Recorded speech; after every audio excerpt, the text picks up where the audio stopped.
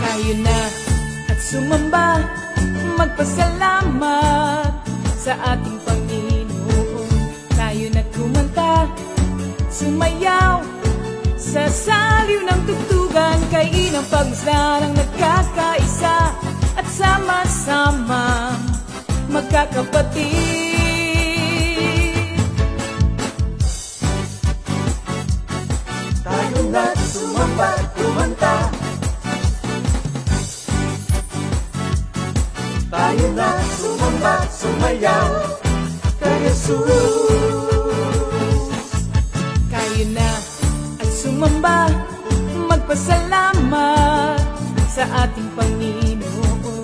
Tayo na kumanta, sumayaw sa saliw ng tugtugan, kay inang pagmasdarang nagkakaisa at sama-sama magkakapatid. Kay Jesus ang iyong problema,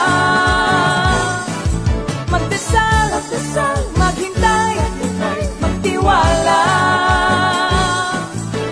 Sa oras ng pangangailangan, si Jesus ang katugunan. Si Jesus ang ating Panginoon, kailanman di kanya iiwan. Si Jesus ang ating Panginoon, kasama sa lahat ng oras.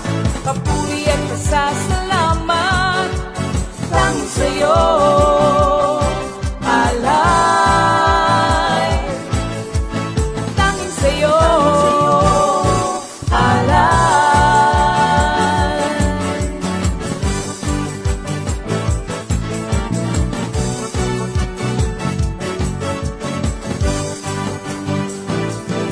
Si Jesus ang ating Panginoon, kailanman di kanya iiwan. Si Jesus ang ating Panginoon, kasama sa lahat ng oras. Si Jesus ang ating Panginoon, kailanman di kanya iiwan. Si Jesus ang ating Panginoon, kasama sa lahat ng oras. Papuri at pasasalamat tanging sa'yo, alay. Tanging sa'yo, alay.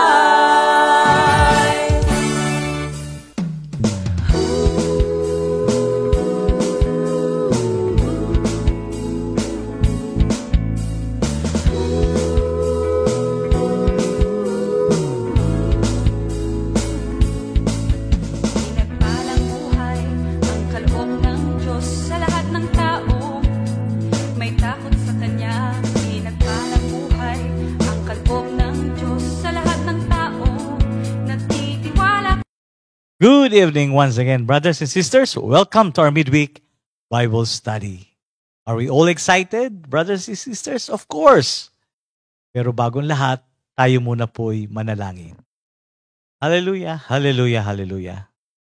Dakilang Diyos Ama sa langit, kami po'y lubos na nagpupuri at nagpapasalamat sa pagbibigay sa amin ng pagkakataong kamukha nito, Pag. Na muli kaming makakarinig mula sa iyo ng iyong mabuting balita. Hindi lang mabuting balita, kundi magandang balita.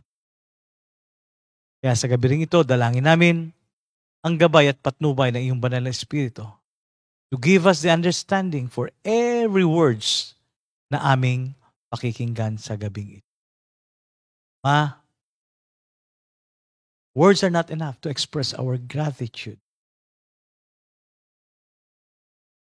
We give you back all the praises, all the glory, all the honor. In Jesus' mighty name we pray. Amen. Purihin ng Diyos, mga kapatid, habang tayo nag-aantay sa ating mga kapatid pa, no, ha? Para lahat ay marami makapakinig ng banal na pagtuturo ng ating Panginoong Diyos, muli nating pakinggan ang magagandang awitin na pinagkaloob ng ating Panginoon sa ating mga kapatid.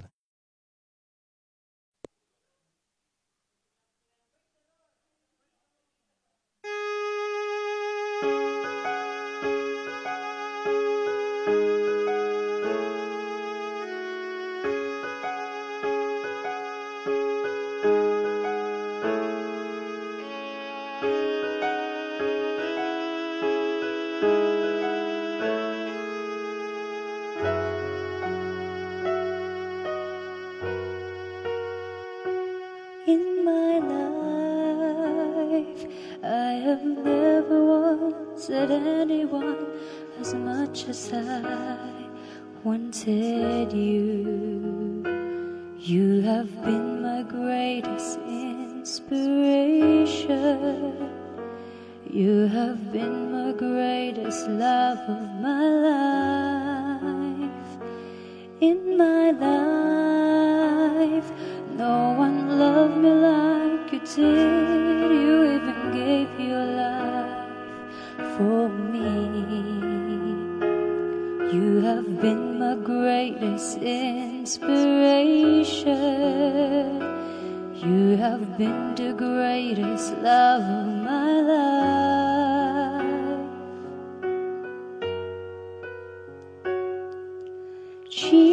Jesus, you're all I need. You're my Lord, my Savior, my friend. Jesus, you're all I need in my life. You're all I need.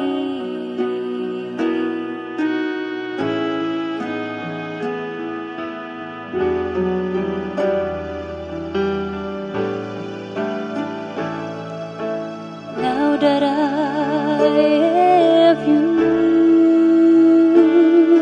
I have everything I need.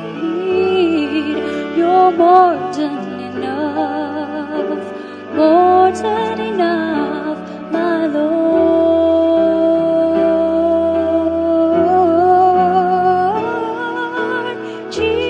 Jesus, you're all I need. You're my Lord, my Savior, my friend. Jesus, you're all I need in my life.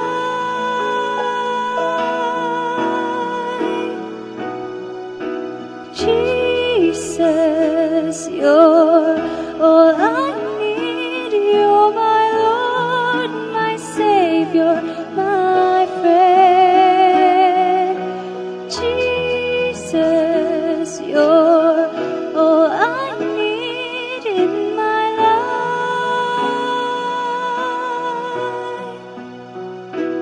In my life.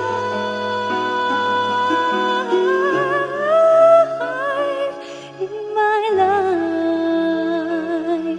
Lord, you're all I need. You're all I need, my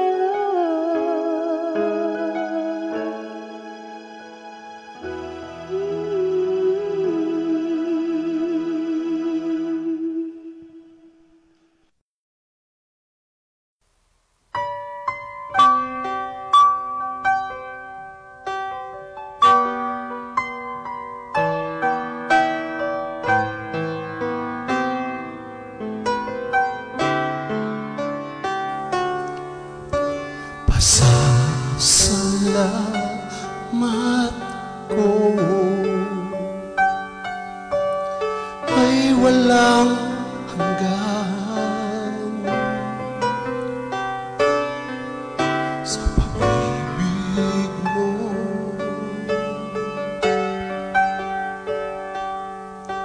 Aking nakakamtan, tunay ka, O Jesus, sa'yo walang kupas ang iyong kadakilan.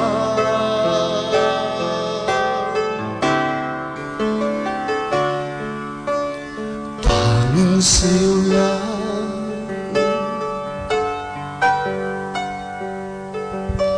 ako ay aasa. Pagkat ikaw ang kanlungan ko sa bawat pagsubok na daraanan ko. Alam kong ang paglinga ay tatanggapin ko.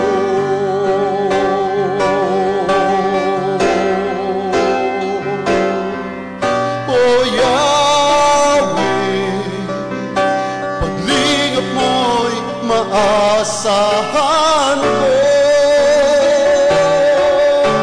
Mga pangako mo ang kalakasan ko, pagkat kailanman ikaw ay laging nariyan.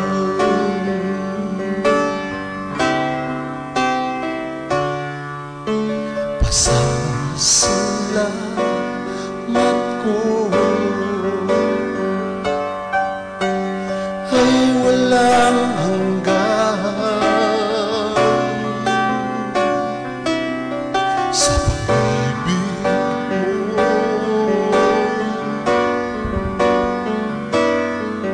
Aking nakakamtan,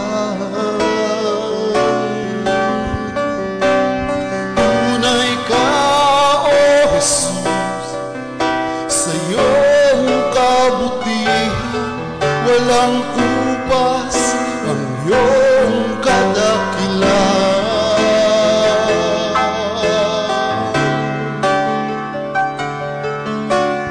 Tanging sa'yo ako ay aasa.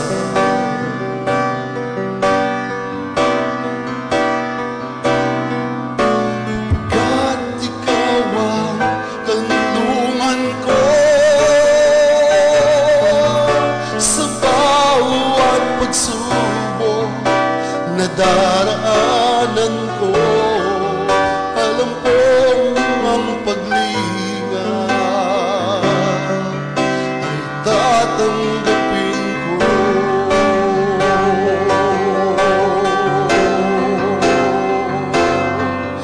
O Yahweh, paglingap mo'y maasahan ko.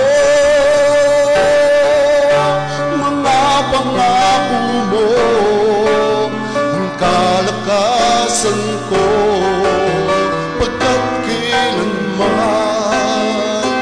ikaw ay laging nariyan.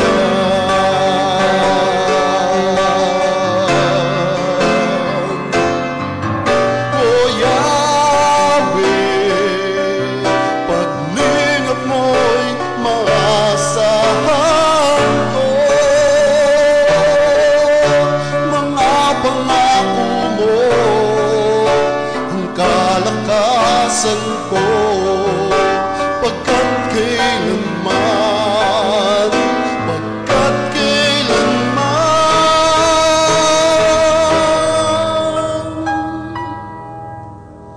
pagkat kailanman ikaw ay laging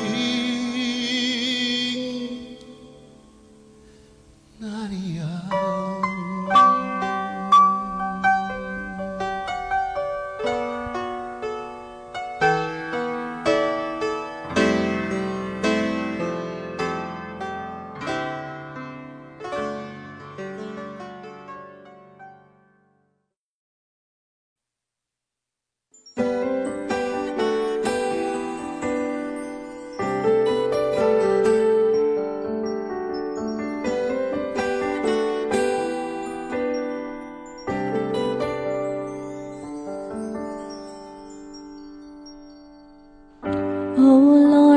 my God, you deserve to be honored. Glory and power belongs to you. Oh Lord, my God, you deserve to be honored. Glory and power belongs to you, because you created all things, and I will come to worship you.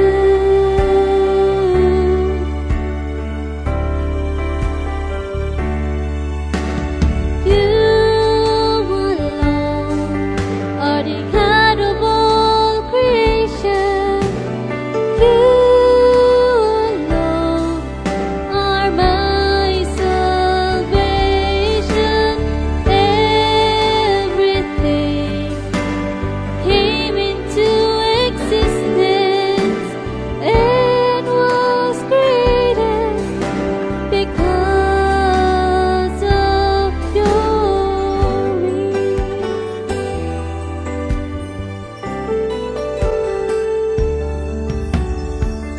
Oh Lord, my God, you deserve to be honored.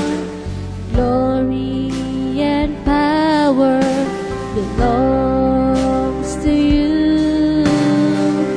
Oh Lord, my God, you deserve to be honored.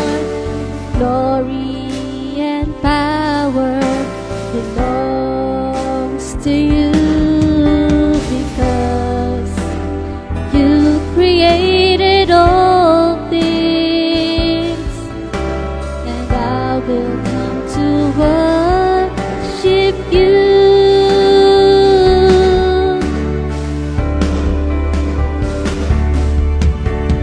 You alone are the God of all creation.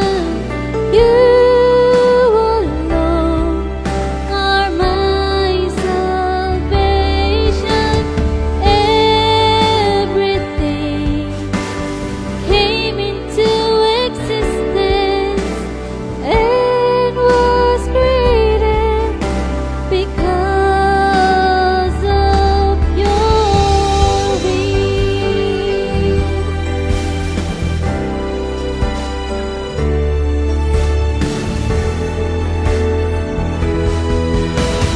You alone are the God of all creation. You alone are my salvation. Everything came into existence and was created because of your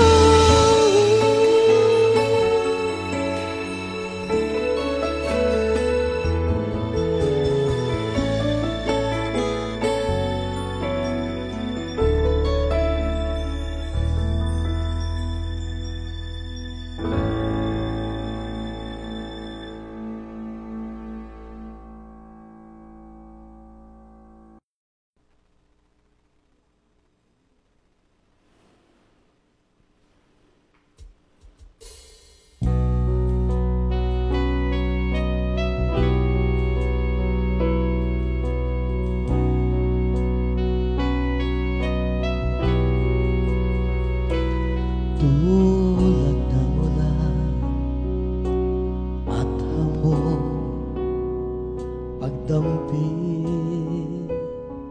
sa lupa, ito ay magiging pandilim.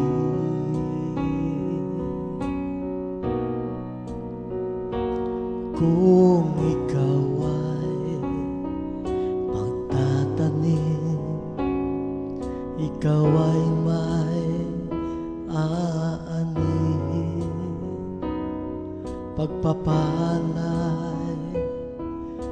iyong makakamit.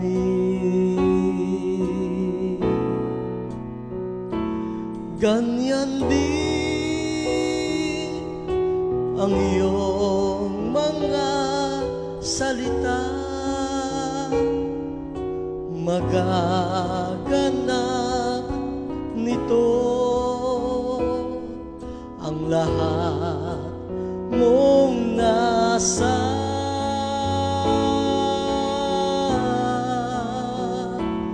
Mawawala ang langit at lupa, ngunit ang salita mo mananatili.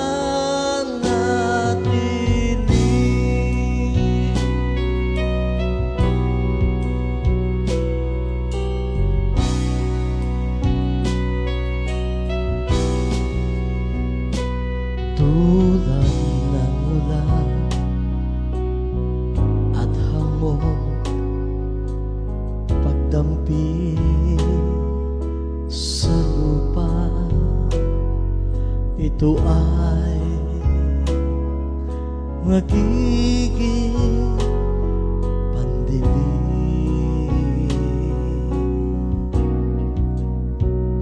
Kung ikaw ay magtatanim, ikaw ay may aanihin, pagpapalay iyong makakamit.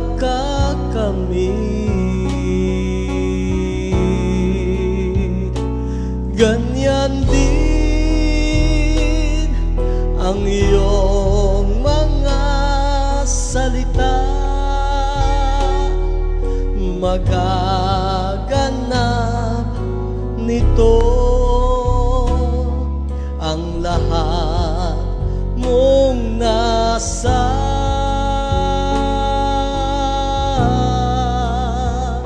Mawawala ang langit at lupa, ngunit ang salita mo mananatili.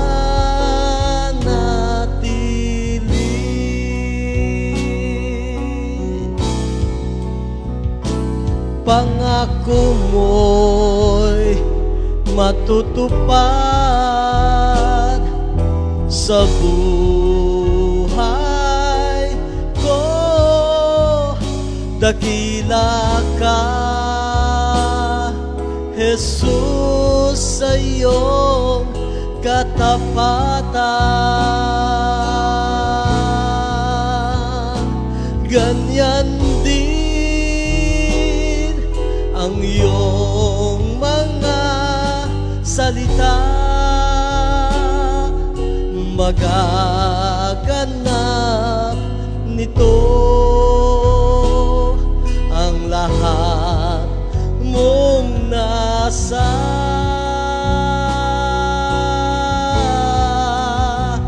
Mawawala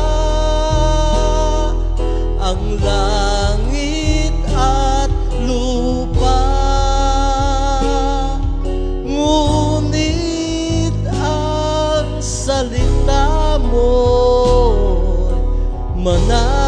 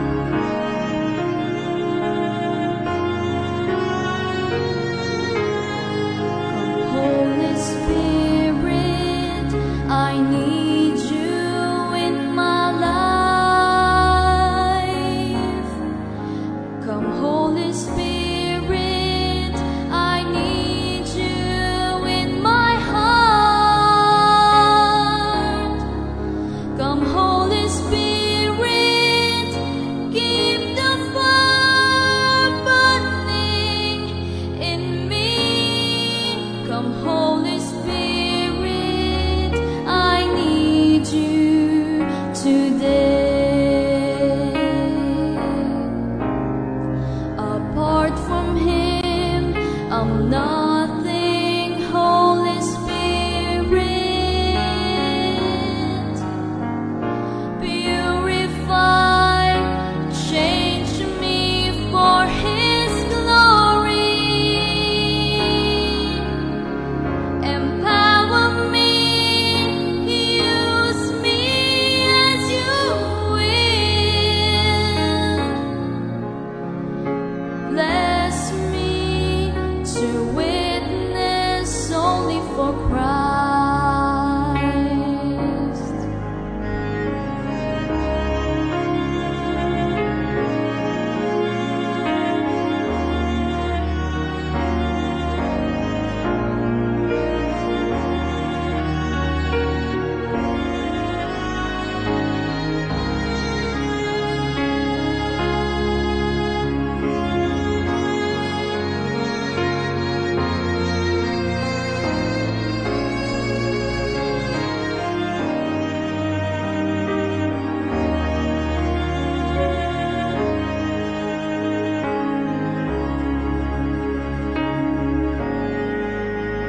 Apart from Him, I'm nothing, Holy Spirit. Purify, change me for His glory. Empower me, use me as you will. Bless me to witness only for Christ. Bless me to witness only for Christ. Bless me to witness only for Christ.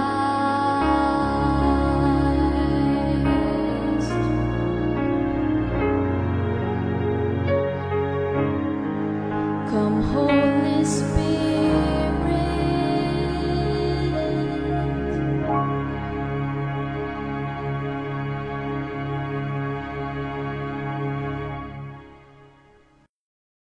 Thank you, Lord, sa mga magagandang awitin ng ating mga kapatid. At ngayon, wag nating kakalimutan ang mga kapatid nating they're having their special day. Amen. So it's August 10, 2022. Happy birthday, Brother Don Sarnarenala, Sister Sally Jugalon, Sister Angelina Pascual, Sister Delia Vinluan, Sister Lira Torres, and Sister Aliana Banyagale. Happy birthday. Enjoy your day. Praise the Lord.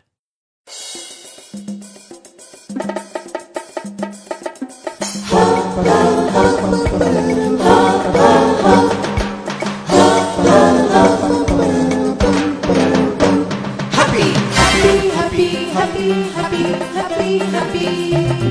Happy, happy birthday. Happy, happy birthday. Happy birthday. Happy birthday to you.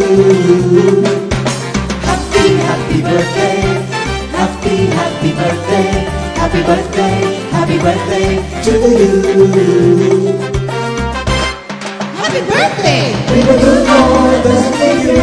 We will shine upon you. Happy, happy birthday to you. Happy, happy birthday to you.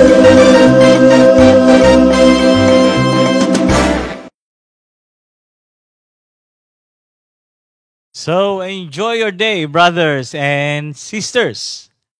At ngayon naman po, it's day 217, mga kapatid. Our daily Bible reading assignment. August 10, 2022.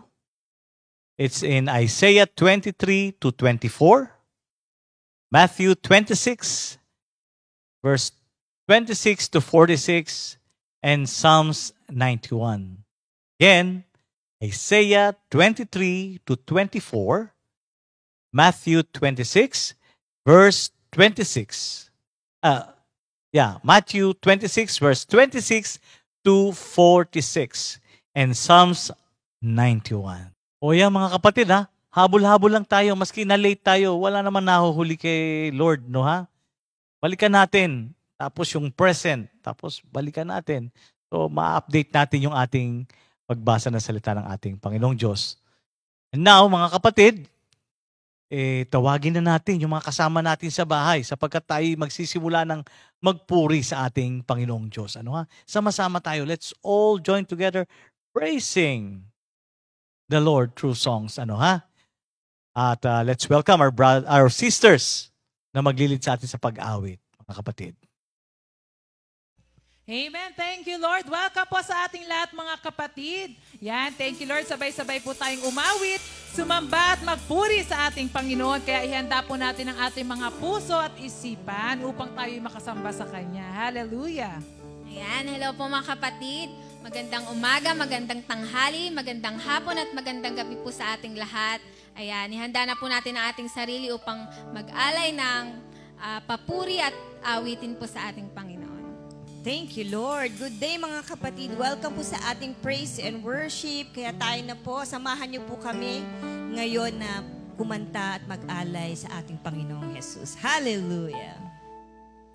Thank you, Jesus. Praise the Lord, for the Lord is good. Sing praises to His name, for it is pleasant. Hallelujah. Glory to Amen. God. Thank you, Lord. Thank you, Jesus. Hallelujah. Sige po, sabay-sabay tayo umawit sa ating Panginoon. Hallelujah.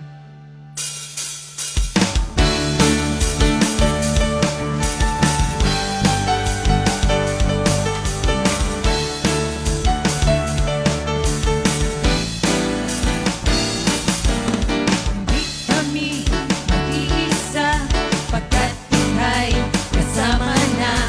Hindi kami matatagon pagkat ika'y nariyan na. Jesus, ikaw ang Panginoon.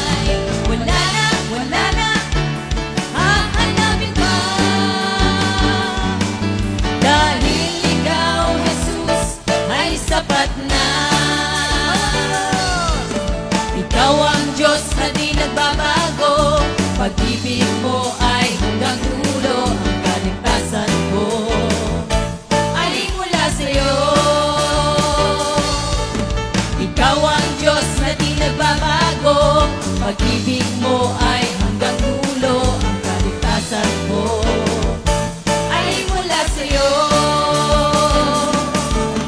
Salamat, salamat sa'yo, Panginoon, sa buhay na iyong ibinigay. Wala na hahanapin pa, dahil ikaw, Jesus, ay sapat na. Salamat, salamat sa'yo, Panginoon, sa buhay na iyong ibinigay. Wala na hahanapin pa, dahil ikaw, Jesus, ay sapat na. Magpupuri ako sa'yo, Panginoon. Ako ay aawit habang may awitin. May problema o wala, patuloy pa rin itataas ang banal na ngalan mo. Magpupuri ako sa'yo, Panginoon. Ako ay aawit habang may awitin. May problema o wala, patuloy pa rin itataas ang banal na ngalan mo. Hindi ka nagkukulang, biyaya mo'y laging sapat. Hindi ka nagkukulang, biyaya mo'y sobra-sobra. Buhay mo'y ibinigay, ano pang mahihiling? Purihin ang Panginoong Jesus. Humingi ka at ikaw ay bibigyan. Kumatok ka at ikaw ay bubuksan. Hanapin mo at iyong masusumpungan. Hindi ka nagkukulang, biyaya mo'y laging sapat. Hindi ka nagkukulang, biyaya mo'y sobra-sobra. Buhay mo'y ibigay, ano pang mahihiling? Purihin ang Panginoong Jesus. Hindi ka nagkukulang, biyaya mo'y laging sapat. Hindi ka nagkukulang, biyaya mo'y sobra-sobra. Buhay mo'y ibigay, ano pang mahihiling? Purihin ang Panginoong Jesus. Purihin ang Panginoong Jesus. Purihin ang Panginoong Jesus.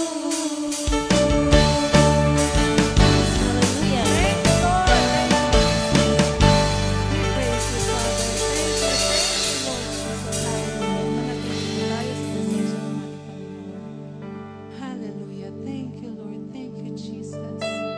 Hallelujah. Thank you, Father.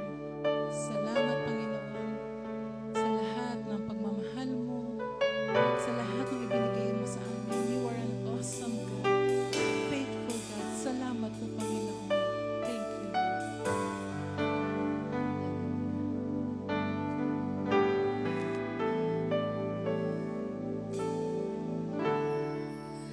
Ako'y aawit sa'yo, O Panginoon.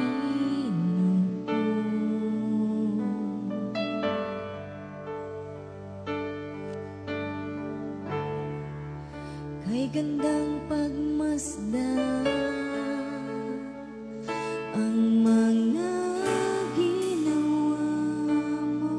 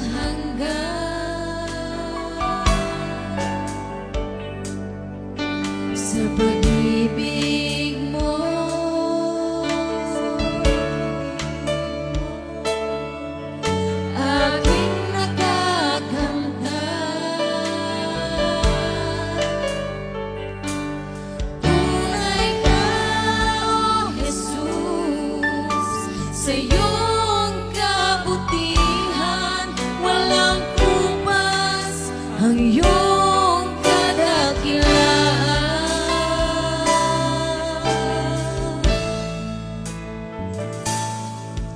Tanging sa'yo lang,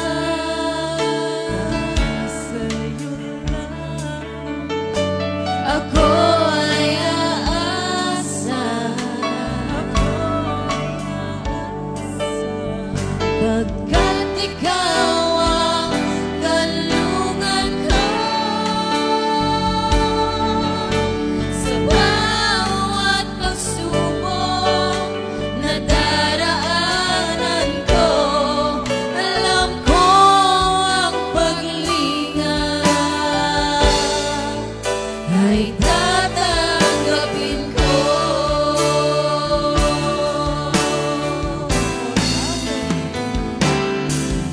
O Yahweh,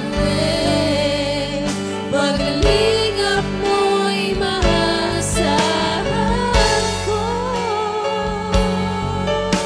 Mga pangako mo ang kalakasan ko, pagkat kailanman ikaw ay laging nariyan.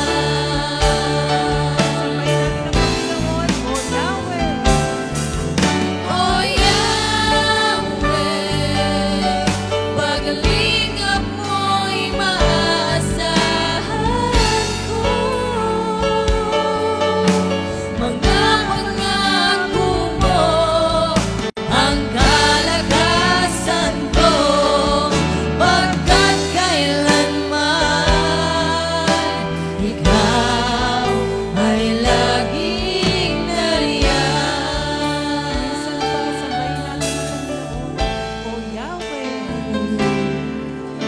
O Yahweh, paglingap mo'y maasahan ko.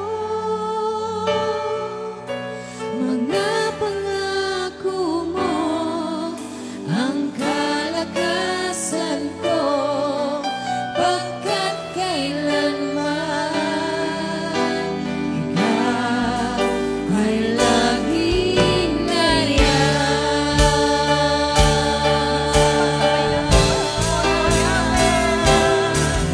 O Yahweh, paglingap mo'y maasahan ko. Mga pangako mo ang kalakasan ko, pagkat kailanman ikaw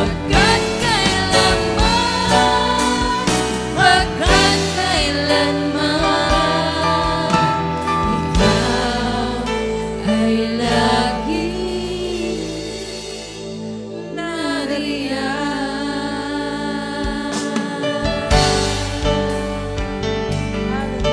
Thank you, Lord. Thank you, Jesus. Palakpakan po natin ang Panginoon. Hallelujah. Thank you, Lord.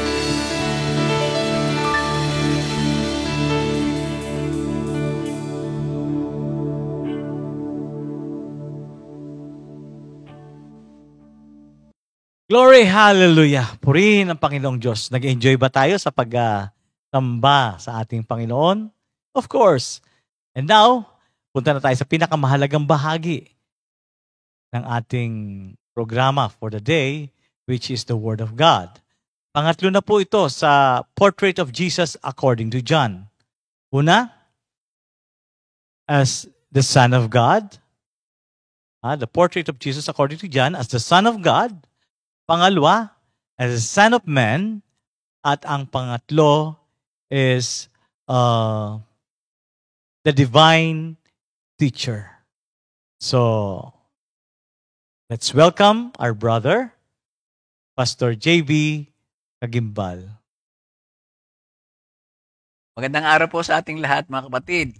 Lalo po sa ating mga teachers, sa ating mga tahanan, ang mga magulang, ang mga lolo't lola, sa mga eskwelahan, sa mga opisina, at lalo po tigit sa mga mangangaral sa ating simbahan at sa iba't ibang simbahan.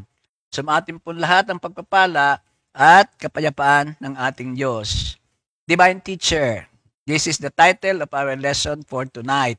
Ito po ay yung pagsasalarawan ni San Juan kay Jesus sa kanyang gospel at hango po ito doon sa John 3 verses 1 to 13. Pero bago po lahat, tayo muna po ay manalangin. Lord, I am nothing without you. Lord, I am nothing without you. Teach me, O Lord, to do your will. For you are my hope. You are my strength. I delight to do your will, my Lord and my God. Seek ye first the kingdom of God and his righteousness. And all these things shall be added unto you. Hallelujah. Amen. Hallelujah. Amen. Hallelujah. Amen. Amen. Hallelujah. Hallelujah. Amen. O Banal na Espiritu, kami po'y samahan mo sa pag-aaral na ito. Turuan mo po kami, kaming lahat ay makikinig. Wala ka po kaming nais, kundi mapapurihan ang Ama sa lahat ng magaganap sa pangalan ni Jesus.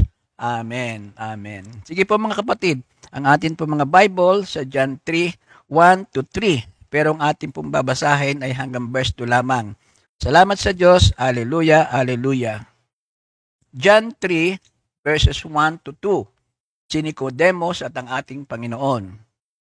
May isang Pariseyo na nagngangalang Nicodemo na pinuno ng mga Hudyo. Isang gabi, pumunta siya kay Jesus at sinabi, Rabbi, nalalaman po namin kay isang tagapagturo mula sa Diyos sapagkat walang makakagawa ng mga himalang ginagawa ninyo kung wala sa inyo ang Diyos. Sa English version po, New King James Version, there was a man of the Pharisees named Nicodemus, a ruler of the Jews. This man came to Jesus by night and said to him, Rabbi, we know that you are a teacher, come from God, for no one can do these signs that you do unless God is with him. That is John 3 verses 1 to 2. Ang title nga po ng ating pag-aaral ay Divine Teacher. Ito po ang Portrait of Jesus by John. Nilagyan po natin ng subtitle na Lord, Teach Us How to Teach. John 3, 1 to 13. Una po sa lahat, kilalanin natin si Nicodemo. Sino ba si Nicodemus? Nicodemus was an important person, a respected Pharisee, a knowledgeable teacher, and a member of the Sanhedrin court. Ayon sa kanyang pahayag sa verse 2, kinikilala niya si Kristo ang pagiging tagapagturo na galing sa Diyos, the divine teacher, at nagsadya sa kay Jesus na nag-iisa ng gabing yon sa kadahilan ng hindi po natin matitiyak. Marahil, nahihiya siya o natatakot na makita ng iba, lalo po yung kanyang kapwa Pariseyo o kapwa Rabbi. O kaya naman ay siyang gusto niya na walang tao sa paligid. Maliban sa kanya, parang personal meeting ito, one-on-one. Marahil naroon lamang si Juan na siya pong sumulat ng mga pangyayaring ito. Pero dahil sa encounter na ito niya kay Jesus, nung gabing iyon, nagkameron ng great conversion at transformation ito sa kanyang buhay. As a matter of fact, mula sa patagong relasyon ay naging hayagang alagad siya o supporter ni Jesus, gaya ng alam nating naganap nung namatay si Jesus sa krus. John 19:39, ang sabi dito, pumunta rin doon si Nicodemo sa iyong unang pumunta kay Jesus ng gabi. Siya ay may dalang pinaghalong mira at aluwi, na halos 100 libra ang timbang. Kinuha nga nila ang katawan ni Jesus. Praise the Lord. So yan po si Nicodemus. What does he profess about Jesus Christ? Ano naman sinasabi niya tungkol kay Jesus? Tulad ng ating nabasa sa verse 2, ang sabi niya ay, Rabbi, nalalaman po namin kay isang tagapagturong mula sa Diyos, sapagkat walang makakagawa ng mga himalang ginagawa ninyo kung wala sa inyo ang Diyos. Please take note of the word namin. Sa English version, we. So, para pong may pahiwatig na marami sila, hindi lamang siya, na naniniwala at kinikilalang si Kristo ay isang rabbi na nagbumula sa langit, nagbumula sa Diyos. Ano ba yung rabbi? Yung rabbi, ito yung customary title of reverence for a teacher during those days. Dito sa text na ating binasa, it was given here by a technically trained rabbi. Mayroon siyang formal training. Ito nga si Nicodemus. To the one who had no formal title to it, si Jesus Christ ang tinutukoy. So, from Nicodemus si Jesus Christ. Sa John 7:15-17, nagtaka ang mga Hudyo at naitanong nila, saan kaya nakakakuha ng karunungan ang taong ito? Gayong hindi naman siya nakapag-aral. Kaya't sinabi ni Jesus, hindi sa akin ang itinuturo ko, kundi sa nagsugo sa akin. Addressing Jesus as a rabbi was a gesture of respect. But at first, Nicodemus seems to impress himself as being equal to Jesus Christ with this title.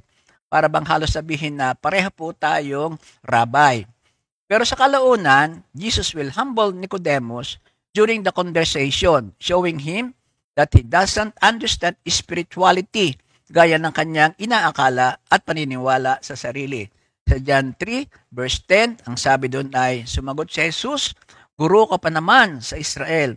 Hindi mo naunawaan ang mga bagay na ito, purihin ang Diyos. So yun ang una, kinilalang siya ay rabbi. At ngayon, hindi lamang rabbi, kundi ang sabi niya ay, ikaw yung tagapagturo mula sa Diyos. Ito po yung ating title, Divine Teacher. At ito yung nasabi niya, base sa mga sumusunod. Una sa lahat, sa mga salita ng ating Panginoon. That is, Jesus' words about himself would be inappropriate and self-centered if he were not divine. Sa John 14:6-7, John 14:6-7, sumagot si Jesus, Ako ang daan, ang katotohanan at ang buhay. Walang makakapunta sa Ama kundi sa pamamagitan ko. Kung ako'y kilala ninyo, kilala na rin ninyo ang aking Ama. Mula ngayon ay kilala na ninyo siya at inyo nang nakita. And John 10 verse 30, ako ang Ama ay iisa. John 10 verse 30, ako at ang Ama ay iisa. Sa pangalawang basihan ay doon sa kanyang mga ginagawa, sa kanyang mga himala. Nagpapalaya siya ng mga demonyo, nagpapagaling ng mga may sakit. Ilalamsam po na ito doon sa Mark 1:32-34. Matapos mapagaling ang biyanan ni Pedro, ang sumunod po ay ang mga sumusunod. Verse 32, pagsapit ng gabi, pagkalubog ng araw, dinala kay Jesus ang lahat ng may sakit at ang mga sinasapian ng demonyo. Halos lahat ng mga taga roon ay nagkatipon sa harap ng bahay. Pinagaling ni Jesus ang maraming may sakit, anuman ang kanilang karamdaman. Pinalayas din niya ang mga demonyo at hindi niya hinayaang magsalita ang mga ito sapagkat alam nila kung sino siya. Ano pa ang kanyang ginawa? Bumubuhay siya ng patay. Ang pinaka-prominente rito ay ang pagkabuhay ni Lazaro, ang kanyang kaibigan. Ito yung kapatid ni Marta at Maria na ilang araw na ring patay sa John 11:1-45. Yung action niya, which is also a form of visual teaching, demonstrated and convicted many, including Nicodemus, na si Jesus isang tunay na kapagturong mula sa Diyos, a divine teacher. Purihin ang ating Panginoon. Sa pangalawang bahagi ng ating pag-aaral, pupuntahan po natin yung subtitle. Medyo a little bit, kinopya natin doon sa salitang, Lord, teach us how to pray. But this time, being a teacher, ang ating pong ginawang subtitle ay, Lord, teach us how to teach. What made Jesus' teaching unique was not only what he taught, but also how he taught it. This will involve his teaching, technique, method, yung kanyang pamamaraan, and the characteristic, katangian of his teaching. So, number 1, Jesus' method or techniques of teaching. Jesus used variety of teaching techniques to impress his teaching on his hearer, sa kanyang mga tagapakinig. Such techniques were used to clarify his meaning, motivate or sometimes shock the hearers, or reveal the truth intent of God's word, all the while making his teaching memorable. We can categorize them into 3 groups. Ang sabi, yung una ay yung kanyang memorable sayings. These are in the form of poetry, proverb, psalms. Meron ding pangalawa na memorable stories. Ito naman in the forms of parable, humor, at yung kanyang malawak na paggamit sa figure of speech. Ito yung mga simile, metaphors, yung riddles, paradoxes, irony, and many more. Yung pangatlo, he applied memorable thought-provoking questions, usually can be found at the end of his message. Purihin ang Diyos. Yung panghuli, yung asking question, focus ho tayo doon. I assume that all of you are very familiar with the first 2, stories at saka yung saying. It is barely noticed but so familiar to many, yung asking question. It is not noticed and not so familiar sa marami. Pero very, very effective ang method dyan na ito, asking question. Questions are a powerful teaching method, especially when teaching to a hostile people, like unbelievers, like the Pharisees, mga saradong Pariseyo. Questions stimulate critical thinking. Good questions make the audience demand answers. Rather than just tell everyone the answer, Jesus led his listeners to conclusion by asking a lot of questions. Example ay doon sa Marcos 3, verse 4. Marcos 3, verse 4, ang sabi niya doon, pagkatapos, tinanong naman niya ang mga tao, alin ba ang naaayon sa kautusan? Ang gumawa ng mabuti o ang gumawa ng masama sa araw ng pamamahinga? Ang magligtas ng buhay o ang pumatay? What a question! Asking question was central to Jesus' life and teaching. Jesus actually, accordingly, asked a total of 307 thought-provoking questions according to records of researchers. Meron akong personal experience dito sa provoking question na ito. Lately, noong pong June 23, 24, kameron kami ng parang class reunion na hindi naman pinaplano. To make long story short, ang host po namin ay yung aming isang kabatch na si Sister Mary Adelbert, na siyang founder noong Benedictine monk area sa Narciso, Zambales, medyo malayo. Yung tawag niya doon yung dambana ng panalangin. All in all, ang programa ay reunion, getting to know you, nag-request kami ng kaunting lecture sa sister, at lagi namang hati daw kami pagka ganon. So, here comes that awaited time. After our dinner, over cups of coffee, eto na yung lesson. Pero sa halip na mag-lesson, itong mother namin ito, meron palang inipon mga questions sa isang box. At isa-isa, kami ay pinabunot. Amazingly, ang mga nabunot po namin ay para bagang eksaktong-eksakto sa aming buhay at pamumuhay. Hindi ko natatalakayin yung iba, pero ipopokus ko po yung sa question na nabunot ko. Alam ba niyo ang question na nabunot ko? Very provoking. Hindi ko makakalimutan. At thank you, Lord. Kailangan ko yon. Ang sabi niya ay ganito. If you die tonight, ano ang gusto mong sabihin ni Kristo na katangian mo sa Ama upang ikaw ay papasukin niya sa kanyang kaharian? Nagulantang po ako. Medyo para bagang mahirap yun na. Mabuti na lang ako'y panghuli. Nakapag-isip-isip, halos hindi ko narinig ang sinasabi ng iba. And then here comes my slot. Marami akong iniisip. First of all, alam ko, hindi ito makukuha sa position. Hindi ito makukuha sa possession. Hindi rin ako pakikik kung sasabihin ko ako po'y pastor. Hindi rin po pwede na sabihin ako'y nagpagawa ng simbahan. Ang lahat ng ito'y nasa Bible, hindi kita nakikilala. Hanggang sa dumating sa akin, yung mensahe sa Lucas 18, verse 12 to 14. Ito yung parable ng Pariseo at saka ng Publikano.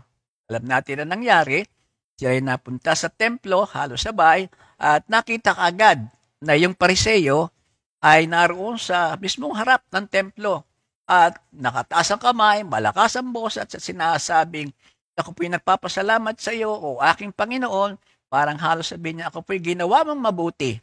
Ako po ay nagpapas twice a week. Ako po ay nagbabayad ng tithes at hindi ko alam kung nasabi na hindi po ko katulad nung publikano na nasa likod ko.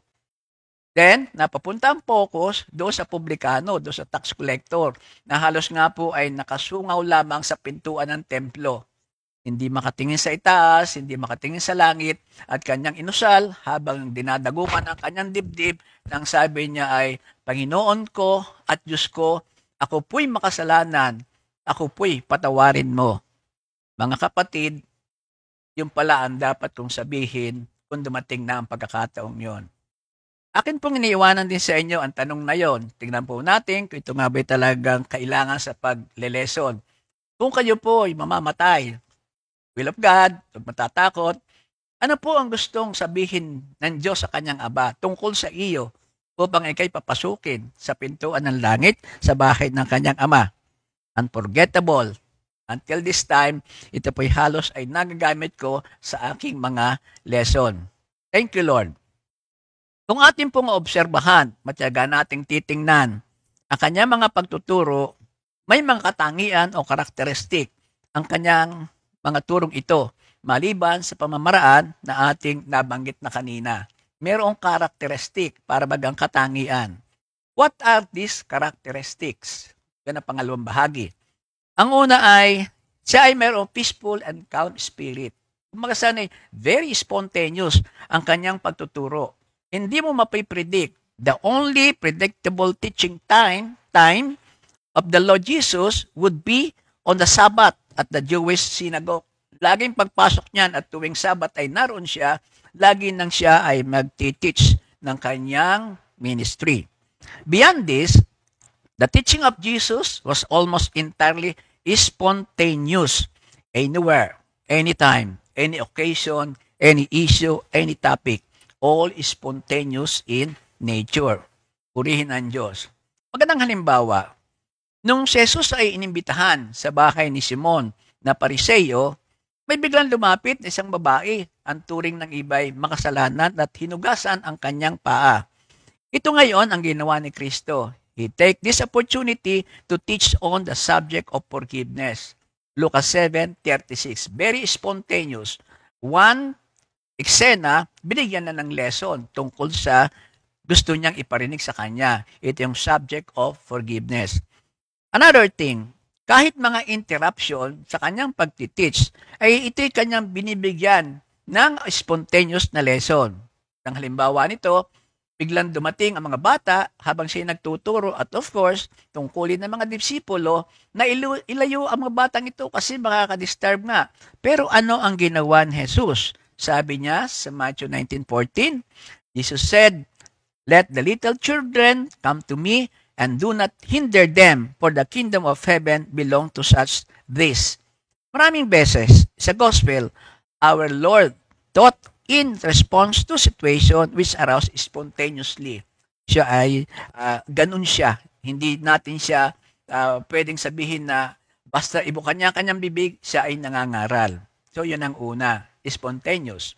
Ang pangalawa, yung discriminating and discerning. Para bagang selective siya at kita niya kung paano at kanino sasabihin.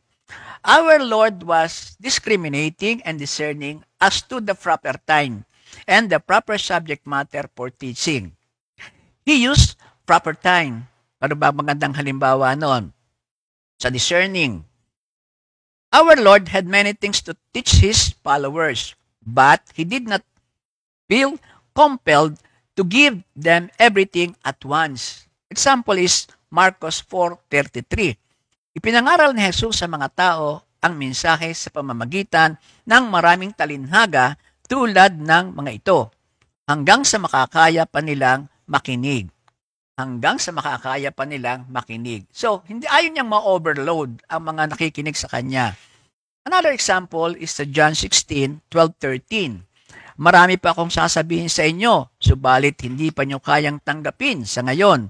Ngunit pagdating ng Espiritu ng katotohanan, papatnubayan niya kayo sa buong katotohanan. Hindi pa niyo kayang tanggapin sa gayon. So meron siyang posing. Hindi sa lahat ng pagkakataon, dire-diretso. Ibig niyang sa panahon, isiliwalat ang mga katotohanan. Another application sa discerning is dito sa ating pinag-aaral na ito. When Nicodemus sought the presence of our Lord, as we have read in our text today, Jesus did not ask Nicodemus, ano ba ang kailangan mo sa akin? He spoke to him in entirely different terms sa John 3:2-3, yung ating nabasa. Because Jesus knew what Nicodemus was lacking. It's about spirituality. Kaya nga sabi niya, sumagot si Jesus, tandaan mong sinasabi kong ito, malibang ipanganak na muli ang isang tao, hindi niya makikita ang paghahari ng Diyos. Ano bang ibig sabihin nito? Binabati pa lamang siya ni Nicodemus, ay sinagot na niya agad si Nicodemus ng tungkol sa pangangailangang dapat ipanganak na muli ang isang tao para makita niya ang paghahari ng Diyos. Yun ang kanyang discerning spirit. Thank you, Lord. Ang pangatlo, discriminating. Pinipili din niya, kinaklasify niya ang pagsasabihan ng kung ano. Mark 4:34. Pinipili niya ng kanyang mga alagad ay ihiwalay niya upang explain sa kanila ang katotohanan ng kanyang mga sinabi in private. Katulad ng mga parabola, kalimitan sa sekreto niya, sa kanila lamang niya sinasabi sa kanyang mga apostol. With regard to some, pinipili din Jesus na itago o huwag ipahayag ang ilang katotohanan, yung truth, for they had already been given sufficient truth to trust in Him. Ito nga yung mga saradong pariseyo. Instead of repenting, sa dami na ng kanyang nasabi, they rejected Him and determined to put Him to death. Mark 3:1-6. Kaya sinabi niya sa kanyang mga alagad, sa Matthew 7:6, huwag ninyong ibigay sa mga aso ang banal na bagay, baka pagkatapos ay kayo pa ang balingan at sakmalin nila. Huwag ninyong ihagi sa baboy ang inyong mga perlas, sapagkat yuyurakan lamang nila ang mga iyon. Parang si Pablo din, sinabi niya kay Timoteo, ito yung ating life verse, 2 Timothy 2:2. And the things you heard me say in the presence of many witnesses, entrust them to reliable people who will also be qualified to teach others. Entrust them to reliable people, not to all people, reliable people who is qualified to teach others also. So, be very, very selective, discerning, and selective. So, ang pangapat na quality ng kanyang pagtuturo, characteristic, yung simplicity. Of course, ito ay bunga ng kanyang humility. Ang simplicity ay nababahagi rin sa ilan. Singleness of motive, simplicity of motive. Matthew 6:8-14. Sabi ni Jesus, sabi ng kanyang mga alagad, turuan mo naman kaming manalangin. Sabi niya, Panginoon, turuan mo niyo kaming manalangin. Ganito kayo manalangin. Ama naming nasa langit, sambahin nawa ang iyong pangalan, dumating nawa ang iyong kalooban, masunod nawa ang iyong kalooban dito sa lupa tulad ng sa langit. Yon ang kanyang single motive sa pagtuturo upang masunod ang kalooban dito sa lupa para lang sa langit. Our Lord's motive in His teaching was not to please men and to receive their acclaim, but to please the Father, masunod ang kalooban ng Ama. In other words, His single motive in everything He do or teach is to give glory to our God. Kasama na rin dito yung singleness of purpose, yung kanyang goal. God's word was not given merely to inform, but to transform. Sa 2 Timothy 3:16, ito ang definition ng ating scriptures. Sabi doon ay, ang lahat ng kasulatan ay kinasiyahan ng Diyos at nagagamit sa pagtuturo ng katotohanan, sa pagtatama ng maling katuruan, sa pagtutuwid sa likong gawain, at sa pagsasanay para sa matuwid na pamumuhay. If we are to teach the Scripture, we should teach with these purposes in mind. Ulitin po natin, sa pagtuturo ng katotohanan, sa pagtatama ng maling katuruan, sa pagtutuwid sa likong gawain, pagsasanay para sa matuwid na pamumuhay. Never na gamitin natin ito para self-serving, to elevate ourselves, most of all, to glorify the Lord and the purposes na sinabi sa John sa 2 Timothy 3. Yan po ang ating Panginoon. Meron din siyang simplicity in the method of his presentation, katulad nga ng asing sinabi doon sa unahan, yung mga memorables. Napakinggan na po ba nyo yung salitang homiletics? Homiletics. H-O-M-I-L-E-T-I-C-S.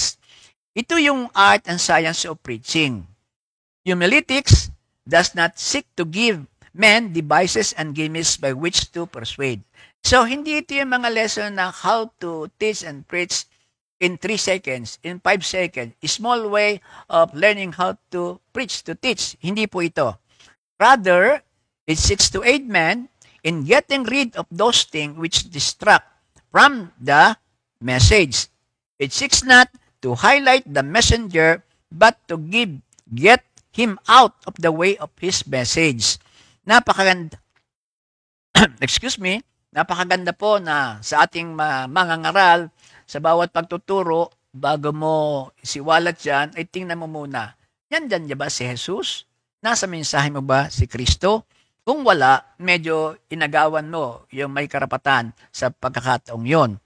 Sabi nga doon sa John 3:30, Jesus must increase, I must decrease. So yun ang kanyang method of presentation. Lagi nang ang itinatas ay ang pangalan ni Jesus, ang glory ng ating Ama. Meron pang isa na pang-apat doon sa simplicity. Ito yung kanyang straightforwardness, and it is rooted to his integrity. Straightforwardness. Kumbaga sa ano ay tuloy-tuloy kung ito'y sa katotohanan. Siguro yung example sa Hebrew 4 verse 12, ang salita ng Diyos ay buhay at mabisa, mas matalas kaysa alinmang tabak na magkabilay may talim. Ito'y tumatagos maging sa kaibituran ng kaluluwa at espiritu ng mga kasukasuan at buto at nakakaalam ng mga iniisip at binabalak ng puso. Ang key phrase po dito yung mas matalas kaysa alinman tabak na magkabilay talim. Matalas, straightforwardness na nangangahulugang magagalit ang makakarinig, subalit hayaan mo upang sila'y magising sa katotohanan. Matthew 12:34, napagsabihan po niya rito ang mga Pariseo at ang ibang nakikinig na tumigas na mga puso. Laki na mga ulupong, paano kayong makakapagsabi ng mabubuting bagay, gayong kayo'y masasama, kung ano ang nag-uumapaw sa puso ay siyang sinasabi ng bibig. Napatalas po ng kanyang mga salita sa dapat pagsabihan ng mga ganito. Sa Matthew 16:23, si Pedro ay nakatikim din itong straightforwardness na pagsasalita ni Jesus. Nung pipigilan niya ang plano ni Jesus, ang sabi niya ay, "Get behind me, Satan! You are a stumbling block to me. You do not have in mind the concerns of God, but merely human concern." Straightforwardness. Straightforwardness also involves yung being honest. Our Lord was even honest about that which He could not teach.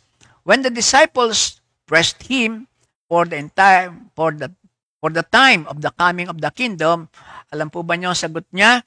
Matthew 24:36. Ngunit tungkol sa araw at oras na yon, walang nakakaalam, kahit ang mga anghel sa langit o maging anak man, ang Ama lamang ang nakakaalam nito.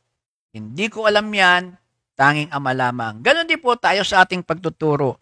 Kung hindi po natin alam, ang sabi ni Mamay, magdasal tayo at pumunta na tayo doon sa ating alam. Siguro, sabihin natin, babalikan ko sister, medyo hindi ko po nakuha yung inyong katanungan na yan. So, being honest is straightforwardness. Purihin ang ating Panginoon. Ang panghuli niyang katangian ay yung kanyang authority. He speaks with authority. Kung merong isang salita na pwede nating i-cover ang lahat nating napag-aralan na sabi na rito, tungkol sa pangangaral ni Jesus, pagtuturo ni Jesus, walang iba yan kundi yung salitang authority. Yung authority ng mga eskriba was substantially different from that of Jesus. Theirs was the authority of prestigious training and position. The scribes derived their authority from Jewish tradition and from the fact that they reiterated the teaching of their fathers, turo ng kanilang mga forefathers. Compared with Jesus, he was the mere son of a carpenter in their eyes. Again, Matthew 13:54. Pagdating niya sa kanyang sariling lupain, nagturo siya sa kanila sa kanilang sinagoga. Labis silang nanggilala sa sinasabi nito.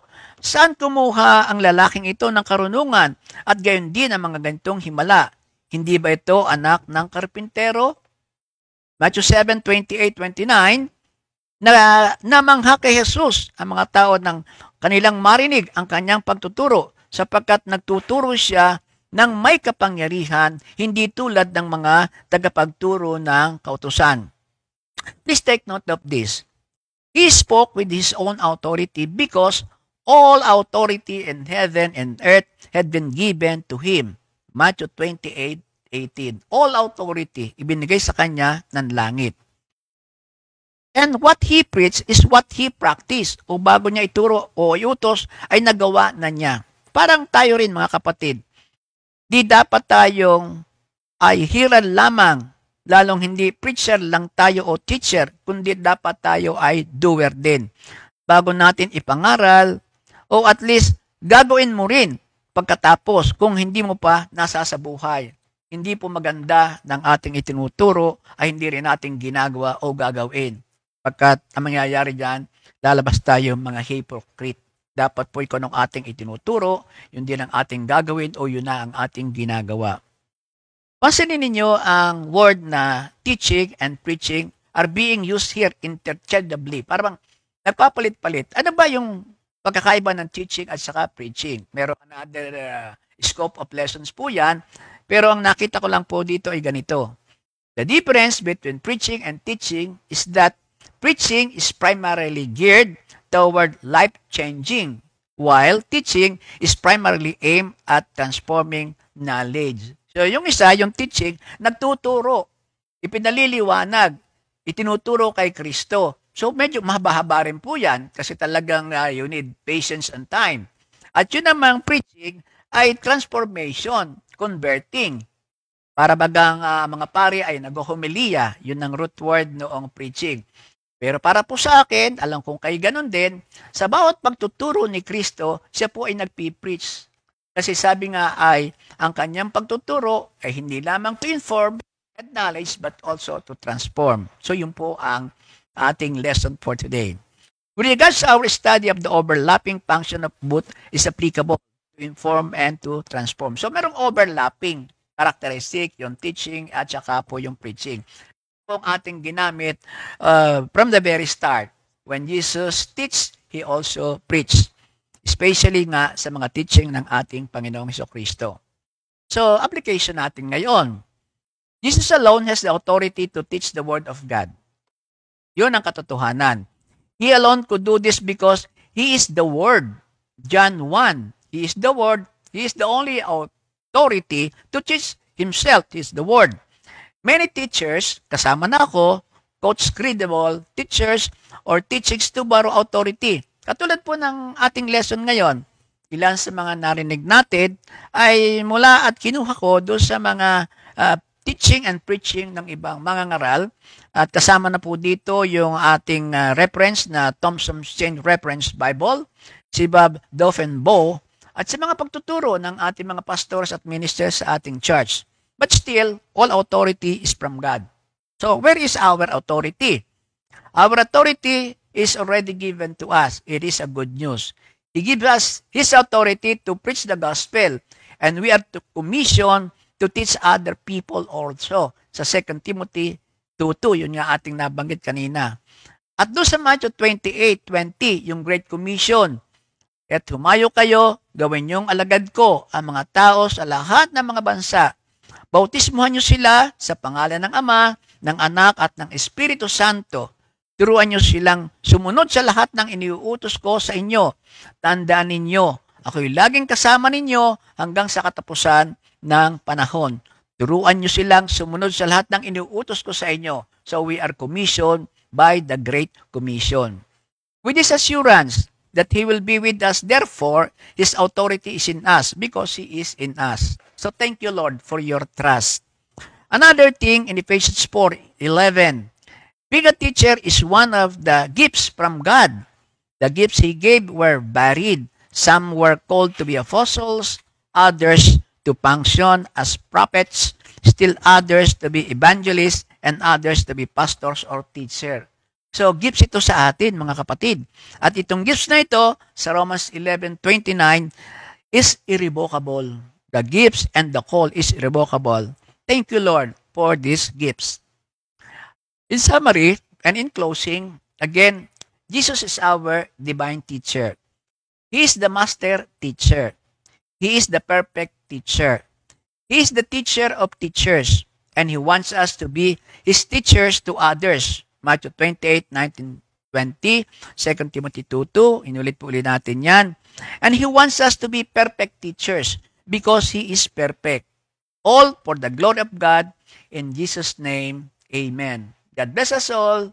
Thank you, Lord. Thank you, Lord. Thank you, Lord. Thank you, Father. 2 Timothy 2:2.